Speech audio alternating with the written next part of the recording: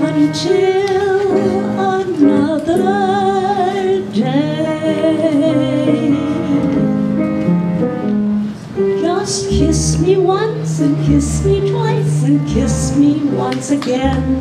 It's been a long, long time. Haven't felt like this, my dear, since God remember when. It's been a long, long time. You'll never know how many dreams I dreamt about you, or just how empty they all seem without you. So kiss me once and kiss me twice and kiss me once again. It's been a long, long time. Now, Nina, I want you to tell my favorite story that you tell. Well, my father was born in Portland, Oregon, grew up there, and as an adult, he became a radio engineer, and he was a radio officer on ships that traveled between South America and Alaska. And in 1929, a shipping company offered him a job and sent him to Shanghai, China. He was sent there to help set up the first trans-Pacific wireless communications service. And while he was there, he met my mother, who's from Australia, and they were married. They started their family there. And in 1941, World War II broke out, and we were caught in Shanghai. All Americans and Britishers were put in concentration camps. We were to be called up, but we hadn't been, very luckily. However, all those that didn't go to concentration camps were labeled enemy nationals. My father was not allowed to work, and he had to borrow money from the American government through the Swiss consulate in order for us to survive the war years. So in November of 1945, 2 months after the war had ended, my parents, my young sister and brother and I boarded an American Army transport, USS Ada Bell Likes, along with about 50 other Americans. We were the first to be repatriated after having been caught in Shanghai. Along with those 50 people were 2,000 Army servicemen who were being returned after having been in Shanghai, not in Shanghai, but in China, in the interior of China, since 1943. So they had been there for 2 years, and they were coming home.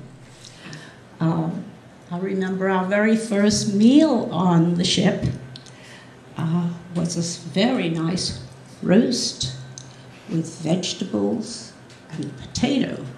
And the thing that really impressed us the most, although we hadn't seen meat for a long time, was this huge potato. And we thought, my gosh, potatoes, things are very big in America. And then we all took a bite, and it was the most horrible potato we'd ever tasted. The potato had been dehydrated with some sort of chemical, and it tasted horrible. Another thing that we were treated to was Spam sandwiches. Our trip took 19 days, and for 19 days we had Spam sandwiches for every lunch. And we never wanted to see another Spam sandwich. Now, the women and children were all put into one cabin of about 16 berths. And that cabin was right next to the officers' quarters. And the officers became, very playful with the children. And the children were always in the officers' quarters. My sister, who was 9 years old, learned to play poker. And my young brother, who was 3.5, learned quite a few choice swear words. And I thought I was above all that because I was 12 and I didn't go into their quarters. But I did learn something on board. There were servicemen on board and they would talk with me. And one said, well, are you going to be going to live in California? And I said, oh no, I'm going to San Francisco. And he said, well, San Francisco is in California. And that introduced me to the fact that America consisted of states. And I didn't even know that there were 48 states. So that was a big revelation to me. Then we were nearing San Francisco and all the men were saying, oh, you've got to watch out for the lights of San Francisco. And this was such a mystery to me. I thought, what are the lights of San Francisco? And then, as we started nearing San Francisco Bay, very early in the morning, we could see San Francisco very hilly, and these hills just sparkling with lights. And I then understood those were the lights of San Francisco.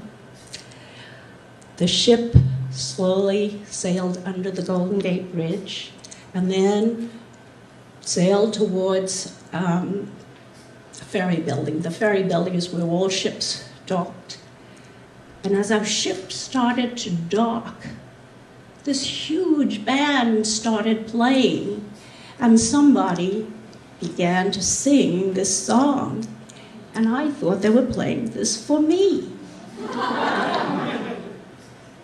And so I learned, of course, it wasn't for me, it was for all the men coming home.